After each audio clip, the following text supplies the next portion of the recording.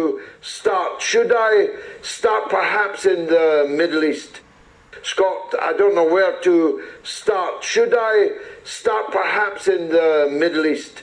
It looked, for a few hours at least, that Israel were going to go for it in Lebanon, and then it looked as if they'd blinked and pulled back, and then everybody started ordering their nationals to leave Lebanon. What's happening? Is the balloon about to go up there?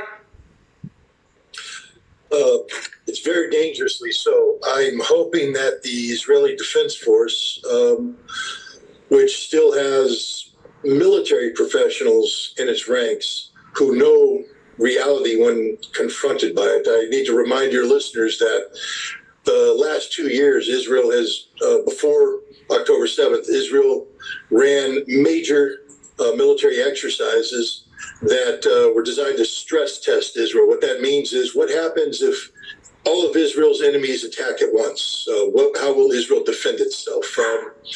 And what Israel realized is that they can't, that there is no defense, that Israel will lose if they do the total fight.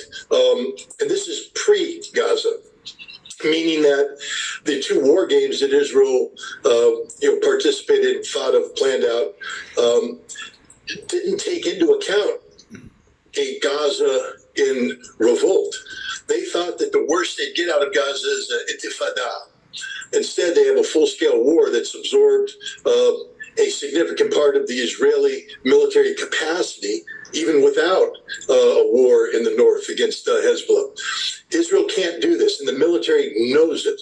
But this isn't, again, we have to go back to the old adage, that goes back to Sun Tzu and Clausewitz. War is an extension of politics by other means.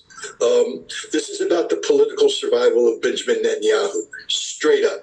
He is a desperate man who is unwilling to have his legacy be tarnished by the reality of his defeat against Hamas. And so he is prepared to sacrifice. And when I say sacrifice, I mean it in every sense of the word.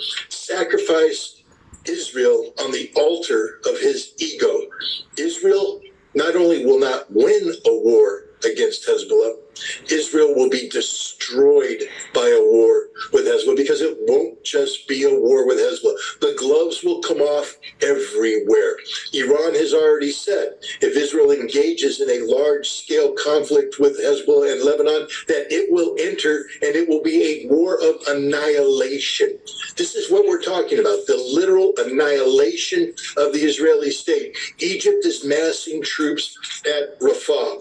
If you think for a second, if Israel gets involved in a decisive, all-encompassing conflict with Hezbollah in the north, that Egypt will stand by idle in the south, think again.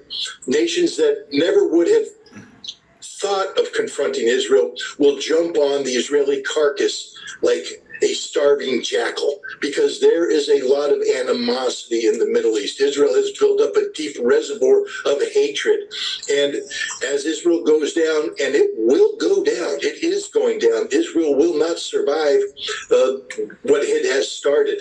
But Israel has a choice now to allow for the peaceful collapse of Zionism, because Zionism's day is over. It is finished. It is done. It is disgraced as an ideology. The world will not tolerate it. We are on the path toward a Palestine. It may take some time, but that's the direction we're heading. Or Israel can accelerate not only the timing of its defeat, but the scope and scale of the violence